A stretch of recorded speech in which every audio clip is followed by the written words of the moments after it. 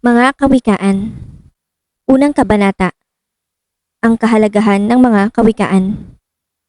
Ang mga kawikaan ni Solomon na anak ni David, hari ng Israel.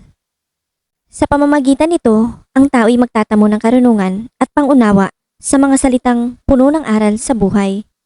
Itinuturo nito ang matuwid na paraan ng pamumuhay, katwiran, katarungan, at katapatan. Mabibigyan ito ng talino ang mga walang karanasan at ang mga kabata ay matuturuang magpasya ng tama. Sa pamamagitan nito, lalong tatalino ang matalino at magiging dalubhasa ang kakaunti ang kaalaman. Sa gayon, lubos nilang mauunawaan ang mga kawikaan, gayon din ang palaisipan ng mga marurunong. Payo sa mga kabataan. Ang paggalang at pagsunod kay Yahweh ay pasimula ng karunungan. Ngunit walang halaga sa mga mangmang ang aral at mga saway. Anak ko, dinggin mo ang aral ng iyong ama at huwag ipagwalang bahala ang turo ng iyong ina, sapagkat ang mga iyon ay parang korona sa iyong ulo, parang kwintas na may dalang karangalan. Aking anak, sakali mang akitin ka ng mga pakasalanan, huwag kang papayag, tanggihan mo sila. Kung sabihin nilang, halika't tayo ay mag-abang, bilang katuwa ay daluhugin ang mga walang malay. Sila'y ating dudumugit, walang awang papatayin, at sila ay matutulad sa patay na ililibing. Ating sasamsamin ang lahat nilang kagamitan. Bahay natin mapupuno ng malaking kayamanan. Halika at sa amin, ikaw nga ay sumama. Lahat ng masasamsam, bibigyan ang bawat isa. Aking anak, sa kanila ay iwasan mong makisama. Umiba ka ng landas mo, papalayo sa kanila. Ang lagi nilang hangad, gumawa ng kasamaan. Sa tuwina, ang bisig ay nakahanda sa pagpatay. Sa pag-uumang ng bitag ay walang mangyayari kung nakikita ng ibon na nais mo siyang mahuli. Ngunit hindi nalalaman ng mga taong iyon, bitag nila ang sisilo sa sarili nilang ulo. Ganyan ang uuwian ng nabubuhay sa karahasan. Sa ganyan nga magwawakas ang masamang pamumuhay. Ang paanyaya ng karunungan. Karunungay umaalingaw-ngaw sa mataong lansangan. Tinig niya'y nangingibabaw sa lugar ng pamilihan. Ito'y lumalampas sa mataas na mga muog. Ang ugong niya'y naririnig sa pintuan nitong lungsod.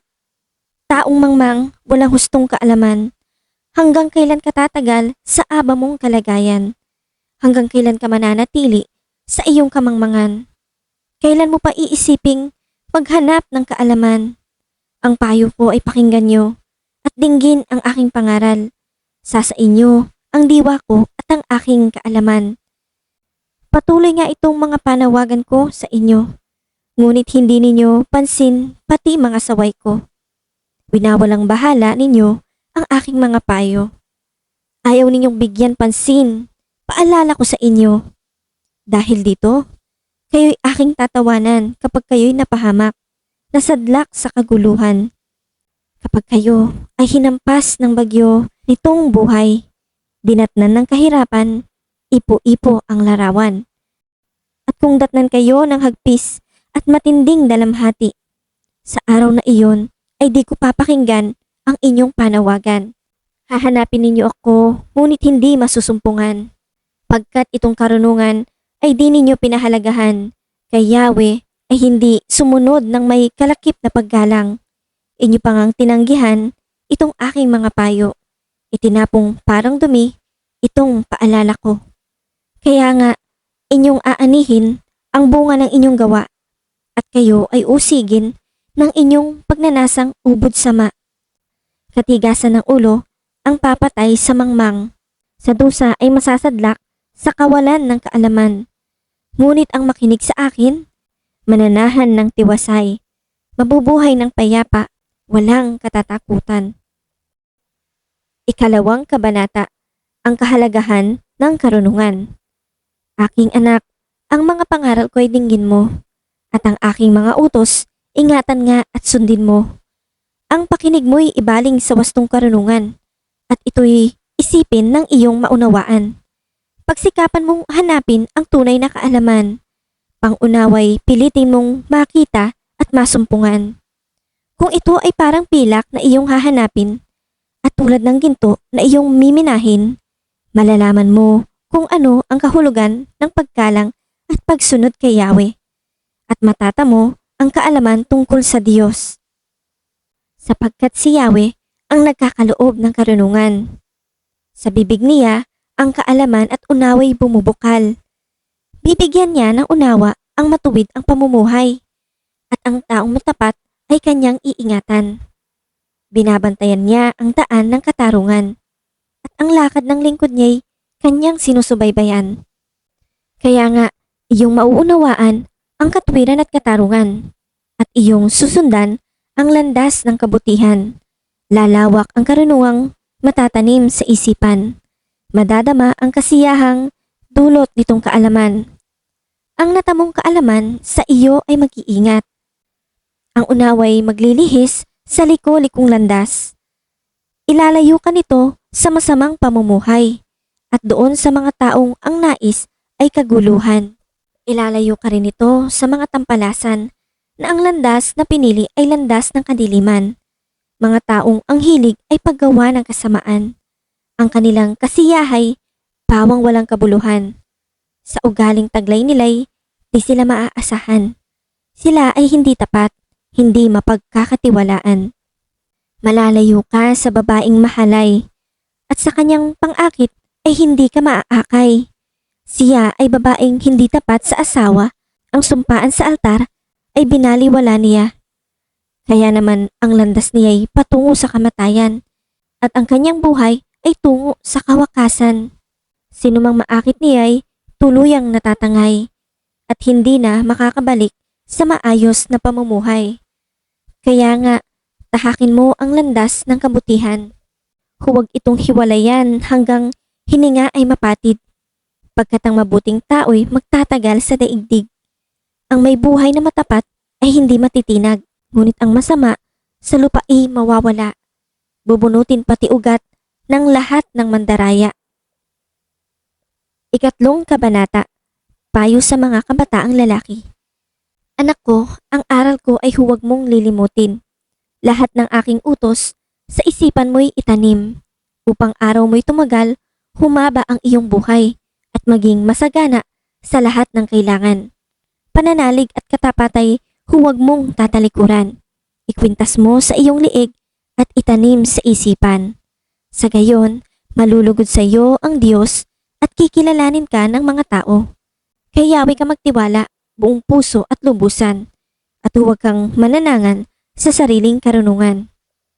Sa lahat ng iyong gawain, siya nga'y alalahanin, upang ika'y patnubayan sa iyong mga tatahakin. Huwag mong ipagyabang ang iyong nalalaman. Igalang mo't sundin si Yahweh at lumayo ka sa kasamaan. Sa gayon, ikaw ay lalakas at magiging matatag. Mawawala ang pighati, gagaling ang iyong sugat. Parangalan mo si Yahweh sa pamamagitan ng iyong kayamanan, at mula sa iyong mga pinakamainam na ani, siya ay iyo ring handugan. Sa gayon, kamalig mo ay lagi ng aapaw. Sisidlan ng inumin ay hindi nga matutuyuan. Aking anak, ang saway ni Yahweh ay huwag mamaliitin, at ang kanyang pagtutuwid ay huwag mong itatakwil. Pagkat lahat ng mahal niya'y itinatama ng daan, tulad ng anak na minamahal, sinasaway ng magulang. Mapalad ang isang taong nakasumpong ng karunungan, at ang taong nagsisikap, unawa ay nagtatamo. Higit pa sa alak ang pakinabang dito, at higit sa gintong lantay ang tubo nito. Sa alinmang alahas ay higit ang karunungan, at walang kayamanang dito ay maipapantay. Mahabang buhay ang dulot ng kaalaman, may taglay na kayamanan at may bungang karangalan. Maaliwalas ang landas ng taong may kaalaman, at puno ng kapayapaan ang lahat niyang araw. Mapalad nga ang taong may taglay na karunungan, para siyang punong kahoy na mabunga kailanman. Karunungan ang ginamit ni Yahweh sa paglikha ng daigdig. Sa pamamagitan ng talino, inayos niya ang buong langit. Dahil sa kaalaman niya'y umagos itong tubig. Pumapatak nga ang ulan mula doon sa langit. Ang matiwasay na pamumuhay. Aking anak, karunungan at inahon ay huwag mong iwawala. Huwag babayaang makaalpas sa isipan at gunita, pagkat dulot nito'y masagana at marangal na pamumuhay. At kung magkagayoy, lalakad kang matiwasay. Sa landas mo'y hindi ka matatalisod. Sa lahat ng iyong lakad, wala kang aalalahanin. At lahat ng pagtulog mo ay masarap at mahimbing. Kahit hampas nitong bagyo ay dumating ng biglaan, hindi ka mababagabag tulad ng mga mangmang. Pagkat tiwala kang si Yahweh ang kaagapay mo at di niya hahayaang sa bitag, ika'y masilo. Ang kagandahang loob ay huwag ipagkait sa kapwa. Kung ika'y may kakayahan na ito ay magawa. Kung mayroon ka ngayon ng kanyang kailangan, huwag nang sasabihing bumalik ka't bukas ibibigay. Huwag gagawa ng masama ang iyong kaibigan na sa iyo ay umaasa at may tiwalang lubusan. Huwag makipag-away nang walang sapat na dahilan kung hindi ka ginagawan ng anumang kasamaan. Huwag kang maiinggit sa taong marahas, nilalakad man sa masama niyang landas, pagkat si Yahweh ay nasusuklam sa mga isipang baluktot, ngunit nalulugod siya sa taong sa kanya ay may takot. Ang sumpa ni Yahweh ay di lalayo sa masama, ngunit ang mga banal ay kanyang pinagpapala. Ang mga palaloy kanyang kinasusuklaman, ngunit kinaluluguran niya ang may mababang kalooban. Ang taong matalino'y magkakamit karangalan, ngunit puro kahihiyan ang aanhin ng mangmang. Ika-4 na kabanata. Ang payo ng mga magulang. Dinggin ninyo mga anak ang turo ng inyong ama. Sa inyo ang unawa kung laging diringgin siya. Pagkatiyak na mabuti itong aking sinasabi. Kaya't aking mga katuruan, huwag mong isantabi. Noong ako ay bata pa, nasa kupkup pa ni ama, batang-bata, walang malay, tanging anak nga ni ina, itinuro niya sa akin at kanyang sinabi, sa aking mga aral, buong puso kang manangan. Sundin mo ang aking utos at ikaw ay mabubuhay. Salita ko'y huwag mong lilimutin o tatalikuran. Ang pangunawa at karunungan, sikaping makamtan. Huwag mo itong pabayaan at ika'y kanyang iingatan. Huwag mo siyang iiwanan at ika'y kanyang babantayan. Unahin mo sa lahat pagtuklas ng karunungan. Ito'y pilitin mong mata mo kahit gaano kamahal. Karunungay pahalagahan at ika'y kanyang itataas. Bibigyan kang karangalan kapag iyong niyakap. Siya'y korona sa ulo, sakdal ganda anong inam, at putong ng kalwalhatian sa iyong katauhan. Makinig ka aking anak, payo ko ay tanggapin, lalawig ang iyong buhay, maraming taon ang bibilangin. Ika'y pinatnubayan ko sa daan ng karunungan, itinuro ko sa iyo ang daan ng katuwiran. Hindi ka matatalisod sa lahat ng iyong hakbang, magmabilis man ng lakad ay hindi ka mabubuwal. Panghawakan mo nga ito at huwag pabayaan. Ito ay ingatan mo pagkat siya'y iyong buhay. Ang daan ng kasamaan ay huwag mong lalakaran at ang buhay ng masama huwag mo ngang tutularan. Kasama ay iwasan mo ni huwag lalapitan. Bagkus nga ay talikuran mo, tuntunin ang tamang daan. Sila'y hindi makatulog kapag di nakagawa ng masama at hindi matahimik kapag nasa'y di nagawa. Ang kanilang kinakain ay buhat sa kasamaan. Ang kanilang iniinom ay bunga ng karahasan. Ngunit ang daan ng matuwid parang bukang liwayway. Tumitindi ang liwanag habang ito'y nagtatagal. Ang daan ng masamay pusikit ng kadiliman ni hindi niya makita kung saan siya nabubuwal. Aking anak, salita ko ay pakinggan mong mabuti. Pakinig mo ay ikiling sa aking sinasabi. Huwag itong babayaang mawala sa paningin. Sa puso mo ay iukit ng mabuti at malalim. Pagkat itong kaalaman ay daan ng buhay. Nagbibigay kalusugat, kagalingan ng katawan. Ang puso mo'y ingatang mabuti at alagaan. Pagkat iyan ang siyang bukal ng buhay mong tinataglay. Ilayo mo sa iyong bibig ang salitang mahahalay. Ilayo mo ang mga labi sa kasinungalingan. Palaging sa hinaharap ang pukol ng iyong tanaw. Ituon ang iyong pansin sa iyong patutunguhan. Siyasatin mong mabuti ang landas na lalakaran. Sa gayon, ang lakad mo ay laging matiwasay. Huwag kang liliko sa kaliwa o sa kanan. Humakbang ng palayo sa lahat ng kasamaan. Ikalimang kabanata. Babala laban sa pangangalunya. Aking anak, karunungay pakinggan mong mabuti. Pakinig mo ay ikiling sa aking sinasabi. Sa gayoy, magagawa mo ang mabuting pagpapasya at ang bawat sabihin mo'y kaalaman ang ibabadya. Pagkat labi ng haliparot ay sintamis nitong pulot at ang kanyang mga halik kasiyahan nga ang dulot. Ngunit pagkatapos mong magpasasa sa alindog, hapdi, kirot ang kapalit ng kaunti niyang lugod. Ang kanyang mga hakbang ay tungo sa kamatayan. Daigdig ng mga patay ang landas na hahantungan. Pagkat di niya siniyasat, daang patungo sa buhay. Ang daan niya'y liku-liko ni hindi niya ito nalalaman. Kaya nga, aking anak, sa akin ay makinig. Huwag lilimutin salita ng aking bibig. Lumayo ka sa babaeng masama ang pamumuhay. Ni huwag kang lalapit sa pinto ng kanyang bahay. Baka dangal mo'y sirain at angkinin pa ng iba. Sa kamay ng masasama ay mamamatay kang maaga. Ang yaman mo'y uubusin ng taong di mo kilala. Mga pinagpaguran mo, makikinabang ay iba. Kung magkagayon, wakas mo ay anong saklap. Walang matitira sa iyo, kundi butot balat. Dito mo nga maiisip, dangan kasi di ko pansin. Ang kanilang pagtutuwid, puso ko ay nagmatigas, sinunod ang aking hilig. Ang tinig ng aking guro ay hindi ko dininig. Sa kanilang katuruan, inilayo ang pakinig. At ngayon nga ay narito ang abakong kalagayan, isang kahihiyan sa ating lipunan. Ang dapat ay maging tapat sa asawang minamahal at ang tangi mong pag-ibig, iukol sa kanya lamang. Kung ikay magkaanak sa babaeng di asawa, walang buting idudulot, manapa nga ay balisa.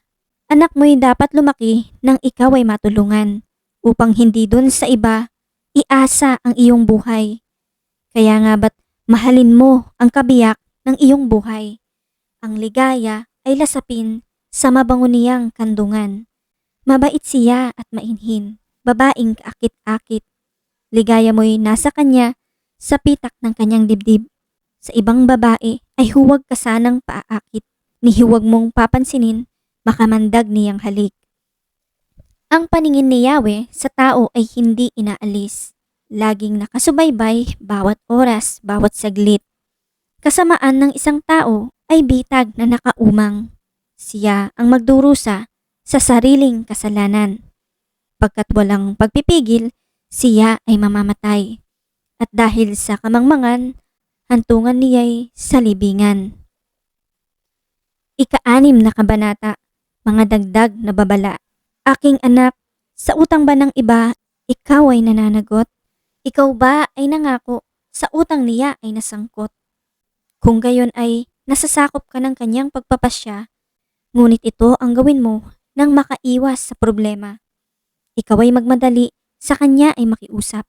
Sabihin mong pawalan ka sa napasukan mong bitag. Huwag kang titigil, huwag kang maglulubay, ni huwag kang iidlip hanggang walang kalayaan. Iligtas ang sarili mo parang usang tumatakas at tulad niyong ibon sa kulong ay umaalpas. Tingnan mo ang mga langgam, ikaw na taong ubod ng tamad. Pamumuhay niya'y masdan mo at nang ikaw ay mamulat. Kahit sila'y walang pinuno, sa kanila'y naguutos. Walang tagapamahala o tagamasid na sinusunod. Ngunit nag-iimbak ng pagkain sa tagaraw. Kailangay iniipon kung panahon ng anihan. Hanggang kailan, taong tamad, mananatili sa higaan? Kailan ka babalikwas sa iyong pagkakahimlay? Kaunting tulog, bahagyang idlip, sandaling pahinga at paghalukip-kip. Samantalang namamahinga ka, Ang kahirap ay darating na parang armadong magnanakaw upang kunin ang lahat ng iyong kailangan. Taong walang kwenta ang taong masama. Kasinungalingan, kanyang daladala. Ang mata ay ikinikindat o kaya'y ipipikit. Ikukumpas pa ang kamay upang ikaw ay maakit. Ngunit sa sarili ay may masamang iniisip. Ang lagi niyang nais ay manggulo sa paligid. Dahil dito, kapahamakan niya ay biglang darating. Sa sugat na tatamuhi, hindi na nga siya gagaling. Ang kinamumuhian ni Yahweh ay 7 bagay. Mga bagay na kanyang kinasusuklaman. Kapalaluan, kasinungalingan, at mga pumapatay sa walang kasalanan. Pusong sa kapwa'y walang mabuting isipan, mga paang ubod tulin sa landas ng kasamaan. Saksing sinungaling, mapaglubid ng buhangin, pag-away ng kapwa, laging gusto niyang gawin. Babala laban sa pangangalunya. Aking anak, utos nga ng ama mo ay sundin. Huwag mong tatalikuran, turo ng inang giliw. Sa puso mo ay iukit at itanim mo sa isip. Pagkatangaral na ito, sa iyo ay patnubay. Sa pagtulog mo ay bantay. Sa paggawa ay alalay. Pagkat ang utos ay ilaw, ang turo ay tanglaw. At daan ng buhay, itong mga saway. Ilalayo ka nito sa babaeng masama, sa mapang-akit niyang salita. Ngunit puno ng daya. Huwag mong nanasain ang ganda niyang taglay. Ni huwag paaakit sa tingin niyang mapungay. Babaeng masamay maaangkin sa halaga ng tinapay. Ngunit bungay kasamaan sa buo mong pamumuhay. Kung ang tao ba'y magkandong ng apoy, kasuotan kaya niya'y di masusunog niyon? Kung ang tao ay tumapak sa uling na nagbabaga, hindi kaya malalapnos itong kanyang mga paa? Ganoon din ang taong sisiping sa asawa ng kanyang kapwa. Tiyak siyang magdurusa pagkat ito ay masama. Ang sino mang magnakaw ay tiyak na nagkasala kahit iyon ay pamawi sa gutom na taglay niya. Ang bayad ay makapito kung siya'y mahuli. Ang lahat niyang pag-aari ay kulang pang panghalili. Ngunit ang nangangalon niya ay isang taong mangmang. Sinisira ang sarili, buhay niya at pangalan. Ang tanging niyang mapapala ay pahirap sa sarili. Ang kanyang kahihiyan, hindi na niya mababawi. Sapagkat ang panibugho sa tao ay naguudyok na ang puri nga ay ibangon, kahit buhay ay malagot. Wala kang itutumbas para kamti ng patawad, kahit gaano pa kalaki ang sa kanya ay ibayad. Ikapitong kabanata. Aking anak, salita ko sana ay ingatan. Itanim sa isip at huwag kalimutan. Ang utos ko ay sundin mo upang mabuhay ng matagal. Turo ko'y pahalagahan tulad ng iyong mga mata. Ito'y itali mo sa iyong mga kamay at sikapin mong matanim sa iyong isipan. Ang karunungan ay ituring mo na babaeng kapatid at ang pangunawa na may kaibigang matalik. Pagkat ito ang sa iyo'y maglalayo sa babaeng mapangalunya nang di ka mabighani ng matamis niyang pananalita. Ang babaeng mapangalunya. Ako ay dumungaw sa bintanang bukas at ako'y sumilip sa pagitan ng rehas. Ang aking nakita'y maraming kabataan, ngunit may napansin akong isang mangmang. Naglalakad siya sa may panulukan, ang tinutungoy sa babaeng tahanan. Tuwing sasapit ang gabi, ito'y kanyang ginagawa. Sa lalim ng hating gabi, kapag tulog na ang madla. Ang babae ang sa kanya'y sumalubong sa pintuan, mapang-akit, mapanlinlang sa masagwang kasuotan. Maingay ang kanyang boses, kilos niya ay maharot, di matigil sa tahanan, di mapigil sa paglibot. Ngayoy sa lansangan, maya-maya'y sa liwasan, walang ano-ano'y sa panulukan, doon siya nag-aabang. Lalaki kanyang susunggaban at pupupugin ng halik, at ang kanyang sasabihing punong-puno ng pang-akit. Nasa amin ngayon ang marami kong mga handog. Katatapos ko lang tupdin ang panata ko sa Diyos. Ako ay narito upang ikay salubungin. Mabutit nakita kita pagkatapos kong hanapin. Ang aking higa ay sinapnan ko ng makapal. Linong buhat sa Ehipto, iba't iba pa ang kulay. Ito'y aking minisikan ng pabangong mira, bukod pa sa alo at mabangong kanela. halika at bigyang daan, damdamin ng isa't isa. Ang magdamag ay ubusin sa paglasap ng ligaya. Ako ay nag-iisa, asawa ko'y nasa malayo. Pagkat siya ay umalis sa ibang lugar nagtungo. Marami ang baon niyang salapi, pabilog pa ng buwan ang kanyang uwi. Sa salitang mapang-akit, ang lalaki ay nahimok. Sa matamis na salita, damdamin niya ay nahulog. Maamo siyang sumunod sa babae at pumasok. Parang bakang kakatayin, sa matador ay sumunod. Mailap na usa sa patibong ay nahulog. Hanggang sa puso nito, ang palaso ay maglagos. Isang ibong napasok sa lambat ang kanyang nakakatulad. Hindi niya namalayang buhay pala ang katumbas. Kaya nga ba, aking anak, sa akin ay makinig at dinggin mo ang salitang mula sa aking bibig. Huwag mo ngang hahayaang ang puso mo ay maakit ng babaeng ang tuntunin ay landasing nakalihis sapagkat marami na ang kanyang naipahamak at hindi na mabibilang na buwal sa kanyang yapak. Sa bahay niya ay nagmumula ang landas ng kasawian, tiyak na patungo sa malagim na kamatayan. Ikawalong kabanata, papuri sa karunungan. Hindi mo ba naririnig ang tawag ng karunungan? At ang tinig ng unaway hindi pa ba napakinggan? Nasa dakos siyang mataas, sa tagpuan ng mga landas. Nasa mga pintuan siya, sa may harap nitong bayan. Nakatindig sa pagpasok at ito ang kanyang sigaw. Kayo'y tinatawagan ko, tao ng sandaigdigan. Para nga sa lahat, itong aking panawagan. Kayong walang nalalaman ay mag-aral na maingat. At kayong mga mangmang, pangunawa ay ibukas. Salita ko ay pakinggan, pagkat ito'y mahalaga. Bumubukal sa labi ko ay salitang magaganda. Pawang katotohanan, itong akin bibigkasin. At ako ay nasusuklam sa lahat ng sinungaling. Itong sasabihin ko ay pawang matuwid. Lahat ay totoo, wala akong pinilipit. Ito'y maliwanag sa kanya na may unawa. At sa marurunong, ito ay pawang tama. Payo ko'y pahalagahan ng higit pa sa pilak. At ang dunong sa ginto ay huwag sanang itutumbas. Pagkat akong karunungan ay mahigit pa sa hiyas. Anumang kayamanan ay hindi maitutumbas. Ako ay nagbibigay ng talas ng kaisipan. Itinuturo ko ang landas ng hinahot karunungan. Ang paggalang at pagsunod kay Yahweh ay naglalayo sa kasamaan. Ako ay namumuhi sa lahat ng kalikuan, sa salitang baluktot at sa diwang kayabangan. Mayroon akong lakas at taglay na kakayahan. Ganoon din naman, unawa't kapangyarihan. Dahil sa akin, ang hari na kapamamahala. Nagagawa ng mga pinuno ang utos na siyang tama. Talino ng punong bayan ay sa akin nagmumula.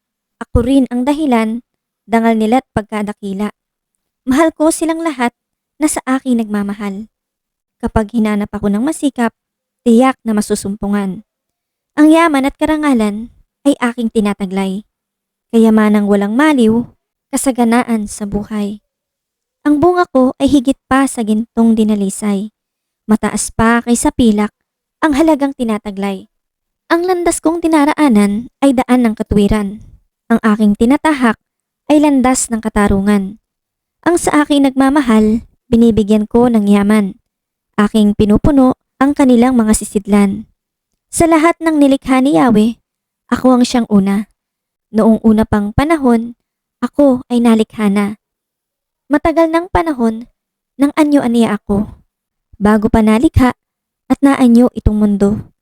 Wala pa ang mga dagat nang ako'y lumitaw. Wala pa ang mga bukal ng tubig na malilinaw.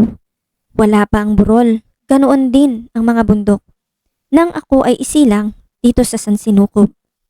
Ako muna ang nilikha bago ang lupa at bukid. Nauna pa sa alabok at sa lupang daigdig. Nang likhain ang mga langit, ako ay naroon na. Maging ang mga hangganan ng langit at lupa'y italaga. Naroon na rin ako nang ang ulap ay ilagay at ng kanyang palitawin ang bukal sa kalaliman. Nang ilagay niya ang hangganan nitong dagat. Nang ang patibayan ng mundo ay ilagay at itatag. Ako'y lagi niyang kasama at katulong sa gawain. Ako ay ligaya niya at sa akin siya'y aliw. Ako ay nagtiwang ng daigdig ay matapos. Dahil sa sangkatauhan, ligaya ko ay nalubos. At ngayon, aking anak, ako nga ay pakinggan. Sundin ang payo ko't liligaya iyong buhay. Upang maging matalino, ang turo ko ay dinggin mo. Huwag mong pababayaan, ni lalayuan ito.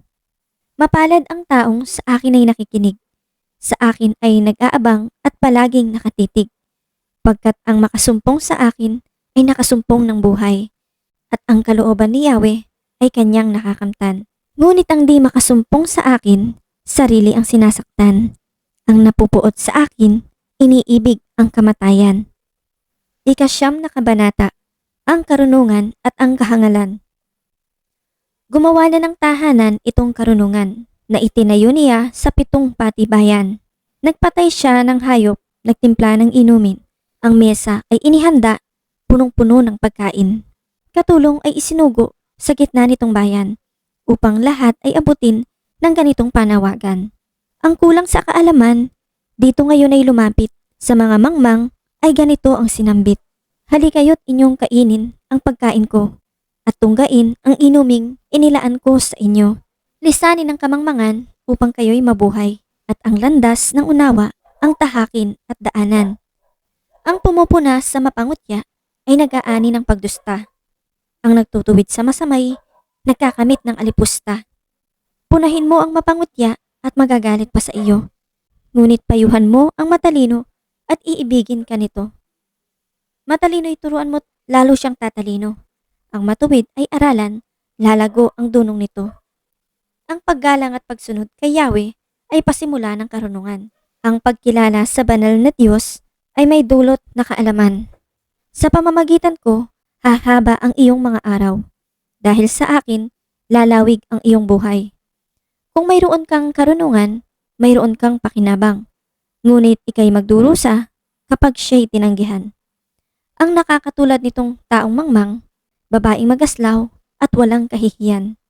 Lagi siyang naroon sa pinto ng kanyang bahay o sa lantad na bahagi ng lansangan nitong bayan. Bawat taong nagdaraan na kanyang masulyapan ay pilit na tatawagin at kanyang aanyayahan.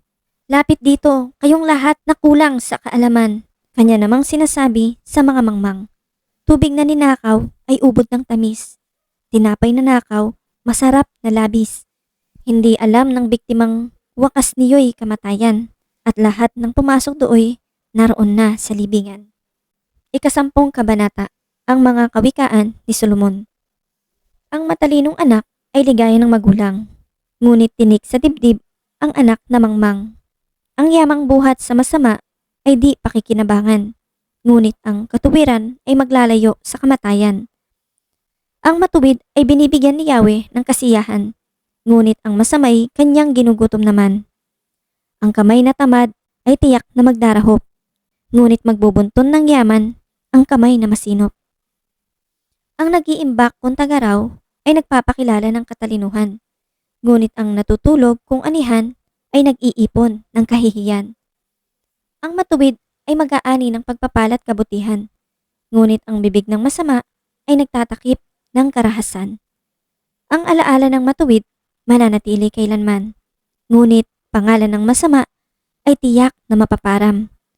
Magandang payo'y tinatanggap ng pusong may unawa, ngunit kapahamakan ang wakas ng mangmang na masalita. Ang namumuhay ng tapat ay pagpinaghaharian ng kapayapaan, ngunit ang may likong landas ay malalantad balang araw. Ang malilikot na mata ay lagi sa kaguluhan, at ang bibig na maluwang hahantong sa kapahamakan. Ang bibig ng matuwid ay bukal ng buhay, ngunit labi ng masama ay nagtatakip ng karahasan. Sari-saring kaguluhan ang bunga ng kapuotan, ngunit ang pag-ibig ay pumapawi sa lahat ng kasalanan. Sa labi ng may unawa, matatagpuan ang karunungan, ngunit sa likod ng isang mangmang, pamalo ang kailangan. Ang taong matalino'y nag-iimpok ng karunungan, ngunit ang salita ng mangmang ay nagdadala ng kapahamakan. Ang kayamanan ng mayamay, matibay niyang tanggulan, ngunit ang kahirapan ng yagit ay kanyang kapahamakan.